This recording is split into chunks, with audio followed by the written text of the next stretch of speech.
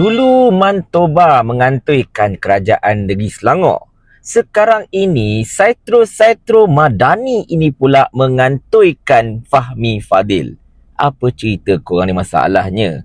Macam manalah korang boleh terlepas cakap perkara-perkara yang boleh imply betapa Fahmi Fadil, Menteri Komunikasi dan Digital, merupakan Ketua Saitro Pakatan Harapan Barisan Nasional. Allahu Akbar. Macam manalah korang ni kan? Kita intro dulu.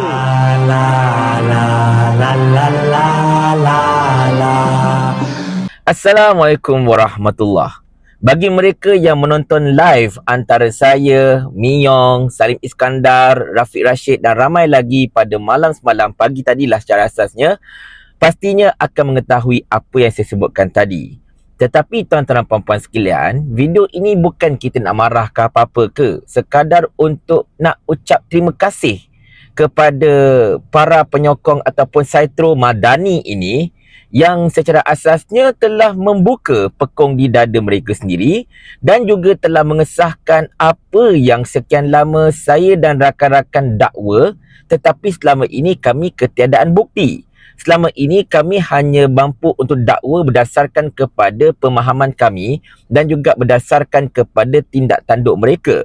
Tetapi berdasarkan kepada apa yang telah terjadi, yang telah dikantuikan oleh para pejuang Madani ini, memang betul lah apa yang kami teka selama ini.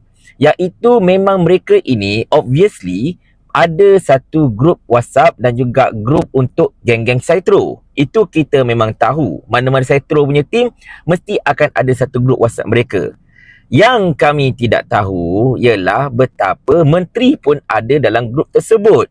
Mereka bersama-sama dan berdasarkan kepada pengakuan oleh anak-anak papa ini, apa-apa jadi. Contohnya kan kalau mereka tak puas hati dengan video saya sebagai contohnya, ataupun mereka merasakan video Wabi Viral ini tidak patut dibiarkan, mereka akan mengadu dalam grup itu directly ke Perdana Menteri dan sekonyong-konyong cepat sekali pihak TikTok sebagai contohnya mengambil tindakan community guideline kepada video-video kami.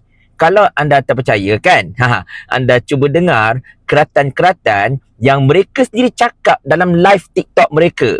Jadi kepada TikTok, tolong jangan sekat video ini. Saya tak curi konten orang lain, benda ini ada dalam live. Saya cuma menyampaikan sahaja kepada masyarakat di luar sana tentang apa sebenarnya yang berlaku. Anda tengok video ini. Tak adalah nak kata jangan add saya sibuk ke apa, tak ada.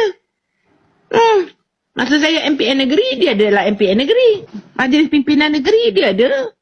Sampai sekarang ni tak keluar lagi ke Majlis Pimpinan Negeri tu, walaupun dah bertukar pimpinan dalam ada grup yang santai-santai MPN tu lah. Majlis Pimpinan Negeri. Ada je dia dalam tu. Tak keluar pun dia. One thing, wah baguslah Wabi Fahmi ni. Pengakuan daripada Khadijah Muhammad Zain bahawa duduk bersama dalam grup WhatsApp Menteri Kewangan. Betul. Kita orang, aku dari Parti Keadilan kan tak? Aku dari Parti Keadilan, ada beberapa menteri. Kak Kiti relax jap. Miao relax kejap. Non issue lah kau. Bagilah muka, Miao. Bagi muka. Miao bagi muka kat host. Macam mana kau selalu sebut bagi muka. Masuk tak bagi salam, menganjing Kak Katie. Oh, dengan menteri, duduk dalam menteri. Sebab kita orang punya menteri tak sama dengan korang. Dia ni, kalau Fahmi Fazil tu, aku tengok grup Telegram, aku rasa 5, 10 lebih kot dia ada dalam grup tu. Hampir semua grup Telegram yang saya ada dengan satu-satu, dia ada. Dia tahu kita orang cakap apa siapa, info apa. Apa yang tengah korang fitnah sekarang ni dia tahu. Dan antara menteri yang paling cepat respons saya tengok Fazil Fadil lah. Biasanya orang tag, dia akan aware berkenaan dengan orang tag dia dekat X ke dekat Facebook ke, dia perasan. Jadi tak ada heran pun, tak menyalahi pun. Tuan-tuan dan puan-puan sekalian, jelas dan nyata tau. Kita tak ada nak tipu, kita tak ada nak cakap yang bukan-bukan. Memang benda ini sebenar-benar kejadian. Dan itulah ternyata anak-anak papa sendiri yang telah mengantuikan keadaan. Kerana itulah kita nak mengucapkan jutaan terima kasih kepada mereka. Jadi tuan-tuan dan puan-puan sekalian, anda dah dengar sendiri keratan-keratan daripada live TikTok mereka sendiri dengan bangganya mengaku bahawa mereka ini ada grup Saitro yang memang mempunyai Menteri Komunikasi, dan apa saja perkara yang mereka tak puas hati dengan video-video daripada para pejuang rakyat seperti saya, mereka akan terus adu dalam grup tersebut. Menteri akan terus bertindak balas. Cepat respon. Itu kata mereka. Luar biasa sungguh tuan-tuan dan puan-puan sekalian. Tetapi itulah. Kalau berkaitan dengan perkara-perkara seperti ini yang melibatkan Saitro-Saitro Pakatan Harapan Barisan Nasional, memang cepat Menteri bertindak. Saya teringat tahu awal tahun dulu ketika nak raya masa tu kan. Ada seorang anak papa yang bernama Akilah. Dok mengamuk-mengamuk, dok marah-marah. Dia punya akaun TikTok dah kena ban dan dia directly dapat jumpa dengan Fahmi Fadil. Fahmi Fadil kata apa? Oh, ni nanti kita akan uruskan. Dan dia pun dapat akaun dia balik. Cuba kalau saya nak jumpa Fahmi Fadil mengadu, Menteri, akaun saya kena ban dengan TikTok. Rasa-rasanya Fahmi Fadil nak tak tolong saya? Dan bila kita utarakan benda itu, adalah sebilangan kecil anak papa yang cuba nak cover line kata, apa salahnya kalau Fahmi Fadil bersama-sama dalam grup, bersama-sama dengan rakyat? Jadi kita nak tanya, kenapa saya ke Salim ke Sir Azri ke Wabi Viral ke tidak dijemput dalam grup tersebut? Sebab kami pun rakyat, kami pun bayar cukai, mana boleh kan? Jadi kalau betul grup bersama-sama dengan rakyat, jadi kenalah ajak kami sekali untuk duduk dalam grup WhatsApp tersebut. Barulah dinamakan sebagai grup bersama-sama dengan rakyat.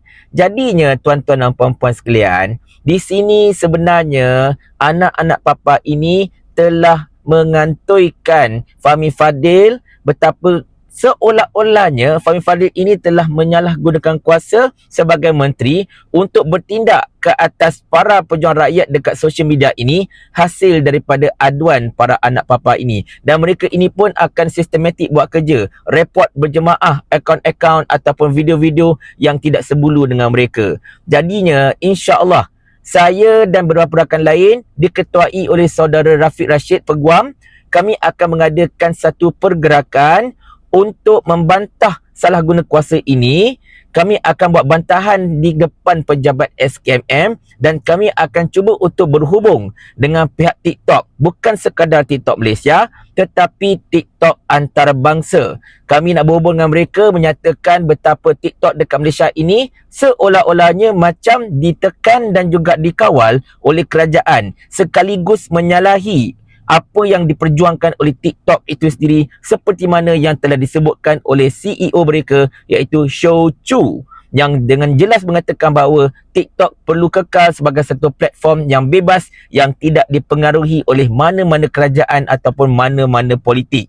Jadinya kita nak buat aduan kepada TikTok, kita nak engage dengan mereka, dan kita juga nak buat bantahan seperti mana saya katakan tadi. Dan insya-Allah saya menyeru kepada semua pemain media sosial, tak kiralah dekat platform YT ke ataupun FB ke ataupun dekat Insta ke atau X ke atau di mana-mana saja yang menjadi mangsa kepada kebobrokan dan juga kekoyakan kerajaan pada ketika ini, yang menyaksikan anda punya konten kena sekat ke ataupun anda punya akaun dibuang, akaun diturunkan ke, bersama-samalah dengan kami, kita wujudkan satu pasukan, satu union yang kuat untuk menuntut keadilan bagi pihak kita, menuntut keadilan untuk kita bersuara, hak kita untuk bersuara berdasarkan kepada perkara 10-1-A Perlembagaan Persekutuan, sambil tidak melanggar perkara 4 dalam perkara yang sama. Jadi tuan-tuan sekalian, yang paling penting sekali kepada anak papa, saya sekali lagi nak ucapkan terima kasih banyak-banyak kerana telah membuka pekung di dada anda.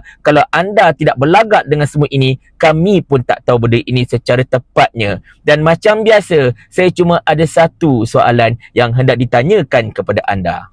Mau tak tuan hamba kalau hamba kirimkan ke akhirat?